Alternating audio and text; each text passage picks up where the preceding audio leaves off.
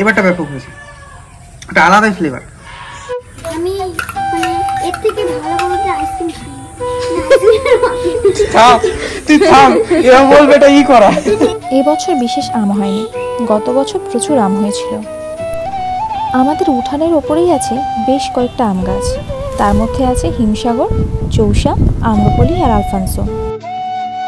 তার মধ্যে আলফানসোটা খুব শখ করে লাগানো, প্রচুর আম হয় আম গাছটাতে, কিন্তু এবছর হয়নি। কিন্তু আম্রপলি হয়েছে।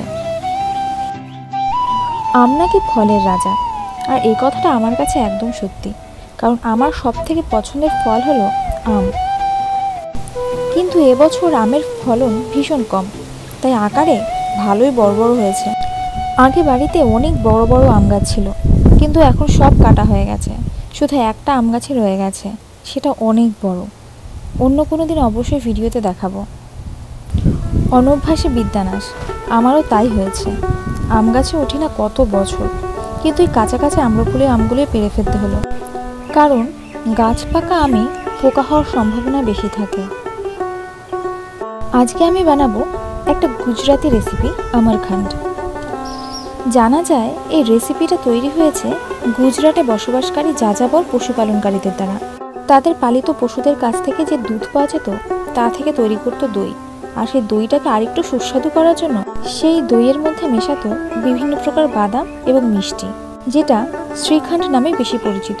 কিন্তু সময়ের সাথে সাথে সব কিছুই বদলে যায়। তারা সেই দইয়ের মধ্যে আমেরও প্রয়োগ করতে শুরু করে, তারপর থেকে তার নাম হয়ে যায় আমরখান্ড। আমি আমরখান্ড বানানোর জন্য ঘরে পাতা টক দই নিয়েছি এবং টক দইটাকে ভালো করে জল ঝরিয়ে ফ্রিজে রেখে দিয়েছিলাম। কতটা শক্ত হয়েছে দেখুন। তারপর এর মধ্যে দিয়েছি কাজু বাদাম, আমন্ড, মিছরি, কারণ বাচ্চাদের জন্য মিছরিটা অনেক সেফ, আর দিয়েছি একটু মধু, যেটা আমি দেখাতে ভুলে গেছি, আপনারা অবশ্যই অ্যাড করবেন। আর গন্ধের জন্য একটু এলাচ, আপনারা চাইলে জায়ফলের গুঁড়োও দিতে পারেন। আর গার্নিশিংয়ের জন্য দিয়েছি উপরে পিস্তা।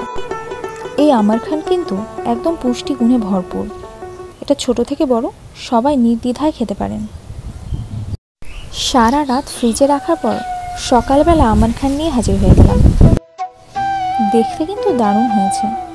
আর আমার তৈরি বিভিন্ন রেসিপির রিভিউদের লোকের অভাব নেই, কারণ বাড়িতে রয়েছে ছোট ছোট অনেকগুলো ভাই বোন। আর সত্যি কথা বলতে নতুন কিছু রান্না করে সেটা খাওয়াতে না ভীষণ ভালো লাগে আমার। তাহলে চলুন দেখা যাক ভাই বোনেরা কি বলছে। গন্ধই তো দারুণ লাগছে, এতে দারুণ হবে।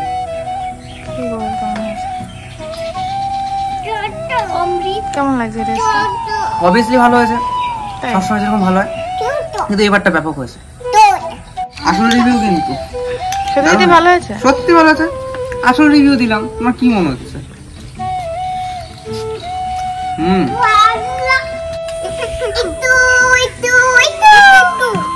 করিমি কেমন লাগছে? ভালো লাগছে, ভীষণ ভালো।